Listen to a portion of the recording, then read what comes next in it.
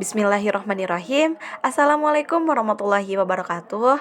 Perkenalkan, nama saya Pita Irmanu Rikmayanti dari Prodi Manajemen, Fakultas Ekonomi dan Bisnis. Di sini saya akan mempresentasikan terkait analisis segmentasi pelanggan dalam bidang bisnis retail. Di sini pembahasan yang akan kita bahas yang pertama itu adalah latar belakang, yang kedua tujuan, yang ketiga analisis RFM, yang keempat penerapan metode RFM, yang kelima segmentasi pelanggan, dan yang keenam ada kesimpulan. Baik, yang pertama kita akan membahas terkait latar belakang. Segmentasi pelanggan mengacu pada pembagian sasaran pasar menjadi kelompok yang dapat dikelola dan layak sesuai dengan karakteristik bersama untuk mengembangkan strategi bisnis yang efektif dan tepat. Pembagian segmentasi ini adalah proses membagi basis pelanggan yang ada menjadi kelompok yang dapat dikelola dan layak berdasarkan karakteristik umum seperti usia, jenis kelamin, loyalitas, frekuensi pembelian, dan lain sebagainya. Sedangkan bisnis retail adalah bisnis yang melibatkan penjualan barang atau jasa kepada konsumen dalam jumlah satuan atau eceran. Yang selanjutnya, kita akan membahas terkait tujuan. Yang pertama, mengelompokkan pelanggan ke dalam segmen-segmen strategis seperti champions, loyal customer, at-risk, new customer, dan hibernating. Berdasarkan analisis RFN, yaitu resensi, frekuensi, monetary, untuk memahami karakteristik dan perilaku masing-masing kelompok. Yang kedua, mengembangkan strategi pemasaran yang efektif untuk setiap segmen pelanggan. Yang ketiga, mengoptimalkan alokasi sumber daya pemasaran dengan memprioritaskan segmen pelanggan yang paling potensial. Yang keempat, memberikan rekomendasi praktis bagi perusahaan dalam menerapkan customer relationship management yang lebih terarah dan berbasis data. Selanjutnya, kita akan membahas terkait analisis RFM. Analisis RFM pertama kali digunakan oleh perusahaan penjualan katalog di Amerika Serikat, yaitu Lands' End. Analisis RFM adalah teknik yang membantu marketing untuk mengidentifikasi pelanggan yang paling berharga.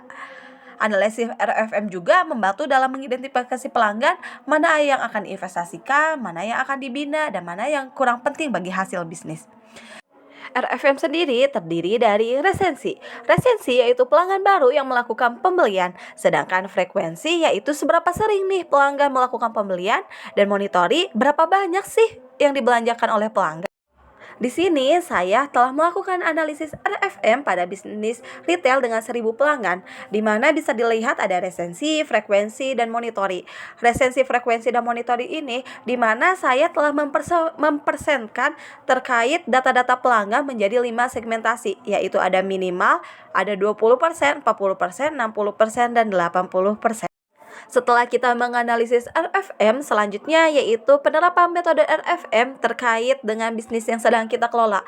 Kenapa sih penerapan metode RFM itu penting? Karena penerapan metode RFM adalah cara efektif untuk mengidentifikasi pelanggan berpotensi tinggi berdasarkan perilaku pembelian. Metode ini menganalisis seberapa baru, sering, dan besar pengeluaran pelanggan untuk memahami nilai dan loyalitas pelanggan.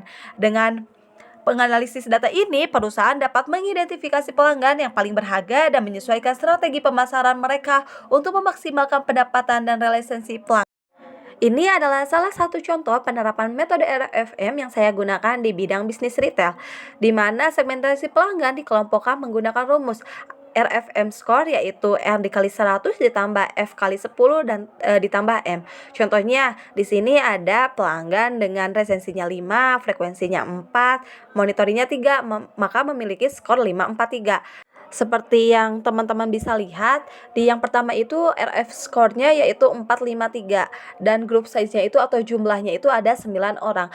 Sama halnya dengan yang ke bawahnya dan yang lain. Setelah kita menghitung skala, maka kita dapat mensegmentasikan pelanggan menjadi 5. Yang pertama itu ada champions, yang kedua ada loyal customer, yang ketiga ada at-risk, yang keempat ada new customer, dan yang kelima ada hibernating. Apa sih yang harus kita berikan kepada para pelanggan tersebut? Untuk champions, kita bisa memberikan kartu member VIP, jam belanja khusus, sales personal, ruang istirahat, voucher belanja, dan bonus poin. Untuk loyal customer juga, kita bisa memberikan poin berjenjang, flash sale, dan hal sebagainya. Untuk pelanggan at-risk, kita bisa memberikan surplus voucher atau program comeback seperti diskon spesial 30% untuk pembelian pertama setelah lama tidak belanja, dan free gift untuk minimum pembelian tertentu.